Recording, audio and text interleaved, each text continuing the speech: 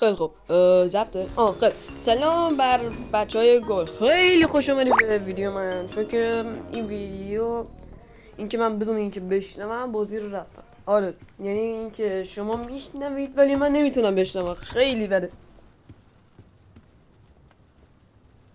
خبر بعد این کار اینه که من نمیتونم صدا رو تشخیص بدم اینکه راش میادش یا آنباش میادش، چون که آنباش که زلزله میادش حالا معلوم نیست صداش میاد یا نه. این نمیتونم تشخیص بدم که مثلا صداش میادش نمیادش. راش هم که چشمک میزنه چراغا. اینکه من الان بخوام بفهمم این راش داره میادش، میرم از لامپا تشخیص بدم که داره چشمک میزنه یا نه، یا یه جای دورتر که از اون ور اتاق که مثلا اون اتاق بازه که یهو داره راش میادش بتونم برم تو کمد.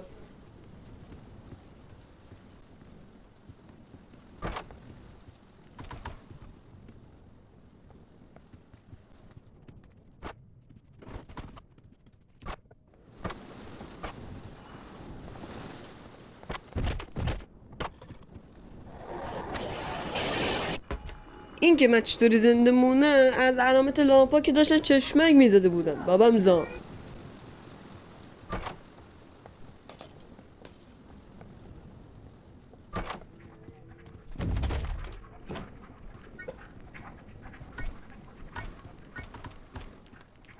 به به، آرنجی هم با ما رفیق شده.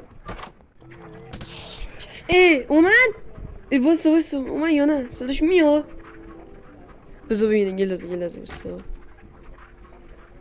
حاجی فکر کنم نمیاد. نه اومد اومد. بریم دیگه، چه فایده. آقا من ببینم که میاد یا نه. نه اومد.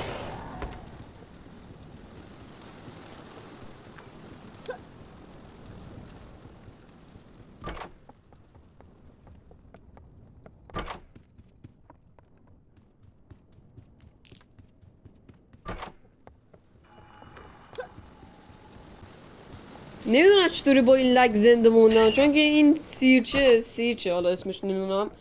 این خیلی صبر درست حسابی نداره، 1 ثانیه یا 2 ثانیه میزنه.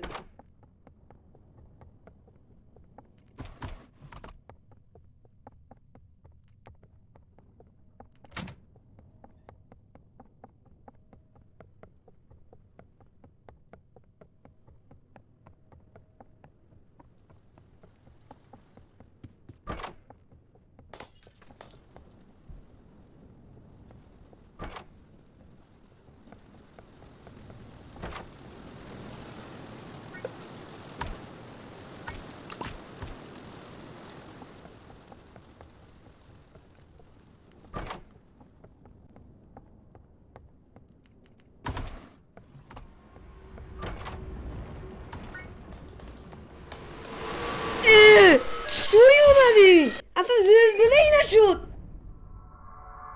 خب آقا متاسفانه که ریدیم دیگه. خدا نگهدار تا ویدیو بعدی. بای.